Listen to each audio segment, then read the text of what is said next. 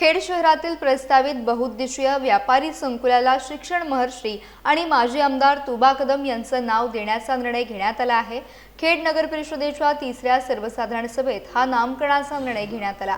या निर्णयानंतर तुबा कदम यांच्या कुटुंबियांनी नगर परिषद प्रशासन, सर्व नगरसेवक आणि नगराध्यक्ष यांचे आभार मानले। तसेच माजी पर्यावरण मंत्री रामदास कदम आणि राज्याचे गृहराज्यमंत्री योगेश कदम यांनी या नामकरणासाठी विशेष पुढाकार घेतल्याबद्दल कुटुंबियांनी त्यांचेही आभार मानले। या निमित्तानं कदम कुटुंबियांनी रामदास कदम यांची त्यांच्या निवासस्थानी सपत्नीक भेट घेत आभार व्यक्त केले।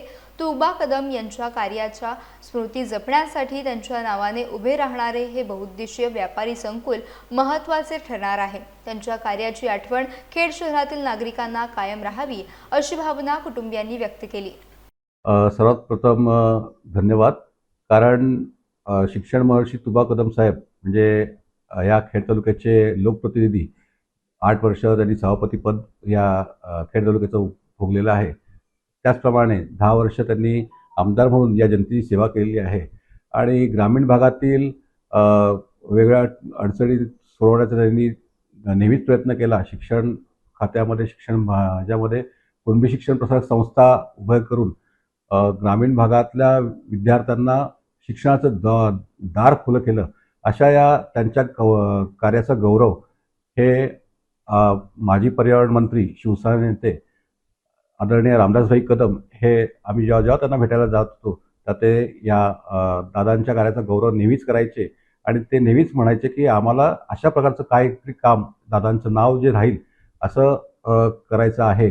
आणि आदरणीय शिवसेना नेते रामदासभाई कदम यांनी आपला शब्द खरा केला आणि या तिसऱ्या खेड नगरपालिकेच्या तिसऱ्या मीटिंगमध्ये हा ठराव करण्यात आला की खेड महाड नाके ते होणाऱ्या व्यापारी संकुलाला आदरणीय तुबा कदम साहेबांचं नाव हे देण्याचं खेड नगरपालिकेने मान्य केलं, प्रस्ताव केला आणि ते प्रस्तावित आता होत आहे।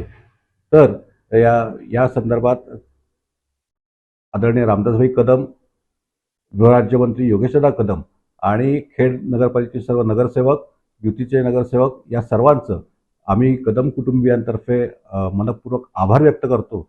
त्याचप्रमाणे खेड तालुका शहर, खेड आणि शहर शिवसेना या सर्वांचं पुन्हा एकदा आम्ही आभार व्यक्त करतो। धन्यवाद। अलीकडेच जी माहिती मिळाली त्यानुसार खेड नगर परिषदेमध्ये एक महत्त्वपूर्ण असा ठराव झाला आणि त्यातून स्वर्गीय खेड तालुक्याचे माजी आमदार जे 80 ते 90च्या दशकात, 1980 च्या 90च्या दशकामध्ये आमदार म्हणून या खेड तालुक्याला परिचित होते। दादांचं केवळ शिक्षण महर्षी म्हणून तालुक्याला परिचित आहेत असं नव्हे, तर या काळामध्ये नातूनगर सारखा प्रकल्प असेल, भोसत्याचा पूल असेल किंवा अनेक ठिकाणी रस्ते, पाणी, इतर सर्व ज्या काही मूलभूत सोयीसुविधा आहेत त्या पूर्तता करण्यासाठी त्यांनी अहोरात्र मेहनत घेतली होती। त्या काळाचा विचार केला तर अनुदान देखील अत्यंत तुटपुंज मिळायचं, पण तरी देखील त्यांच्या परीने त्यांनी समाजसेवा करण्याचा अहोरात्र प्रयत्न केलेला होता। आता ओघाने विषय आला म्हणून शिक्षण क्षेत्राचा विषय निघाला तर एवढं मोठं शिक्षण संकुल या ठिकाणी त्यांनी उभारलं। दुर्दैवाची गोष्ट म्हणजे अगदी जिल्हाभरातले गोरगरिबांची मुलं या ठिकाणी शिकतायत, शिकून गेलेली आहेत। आज देखील कोणीही भेटल्यानंतर त्यांच्या कामाचं जे स्मरण आहे ते सगळ्यांसमोर करून सांगतात। दुर्दैवाची गोष्ट एवढीच की एवढं मोठं संकुल उभारून देखील या शिक्षण महर्षींची साधी जयंती किंवा पुण्यतिथी देखील या शिक्षण संकुलात साजरी केली जात नाही। पण आनंदाची गोष्ट अशी आहे की कुठेतरी विस्मृतीत गेलेले दादा, सन्माननीय या महाराष्ट्र राज्याचे माजी पर्यावरण मंत्री आणि माजी विरोधी पक्ष नेते सन्माननीय रामदास कदम साहेबांनी हा विचार लक्षात ठेवून दादांच्या कार्याची जी एक नोंद घेतलेली आहे आणि खेडमध्ये नियोजित असं जे काही व्यापारी संकुल आहे तर त्याला दादांचं नाव देण्याचं या ठिकाणी त्यांनी एक ठराव जो आहे तो आपल्या नगरसेवकांमार्फत या ठिकाणी केलेला आहे।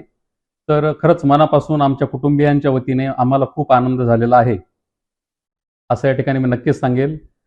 हे जे काही दादांचं नाव देण्याचे एकंदरीत जे कार्य आहे त्यामध्ये पुढाकार घेणारे मग शिवसेनेचे नगरसेवक असतील, भारतीय जनता पार्टीचे नगरसेवक असतील किंवा अन्य जे कोणी आहेत, ज्यामध्ये सन्माननीय गृहराज्यमंत्री योगेशदादा कदम आहेत किंवा रामदासभाई कदम आहेत, या सर्वांचं आमच्या कुटुंबियांच्या वतीने मी या ठिकाणी मनपूर्वक आभार व्यक्त करतो. धन्यवाद.